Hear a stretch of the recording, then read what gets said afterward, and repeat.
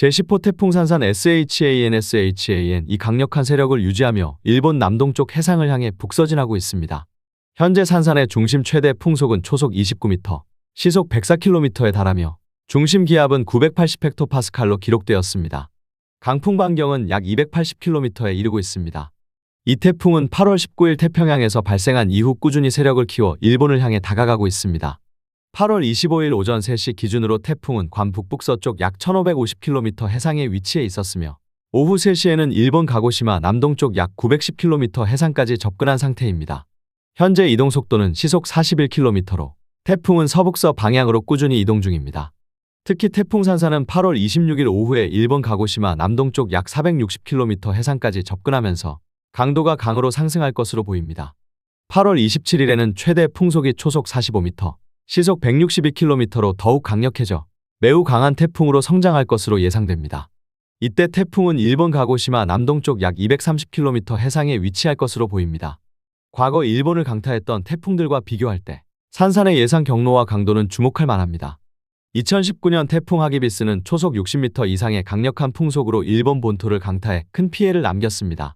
당시 태풍은 폭우와 강풍을 동반해 광범위한 지역에서 홍수와 산사태를 일으켰고 수많은 인명과 경제적 손실을 초래했습니다. 이번 태풍 산산은 아직 하기비스만큼의 강도를 보이지는 않지만 일본 해상에 접근하면서 큰 피해를 일으킬 가능성이 여전히 존재합니다. 일본 기상청은 이번 태풍이 남부와 중부 지역에 큰 영향을 미칠 것으로 예상하며 해당 지역 주민들에게 사전 대비를 촉구하고 있습니다. 가고시마와 오사카, 도쿄 등 주요 도시들은 태풍으로 인한 피해를 최소화하기 위해 대규모 대피와 구조 준비를 진행 중입니다. 일부 지역에서는 항공편이 취소되고 선박 운항이 중단된 상태입니다. 일본 당국은 시설물 점검을 강화하고 있으며 고령자와 취약계층을 위한 대피소와 구호 물자 준비에 만전을 기하고 있습니다. 한편 태풍 산산의 일본 상륙이 국내에 미칠 영향도 주목되고 있습니다.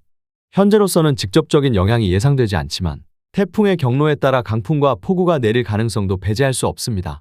특히 남부 지역의 경우 태풍의 간접 영향으로 인해 기상이 악화될 수 있습니다. 따라서 국내에서도 일본의 상황을 주의 깊게 지켜보며 대비 태세를 강화할 필요가 있습니다. 태풍 산산은 홍콩에서 제출한 이름으로 소녀의 애칭에서 유래되었습니다.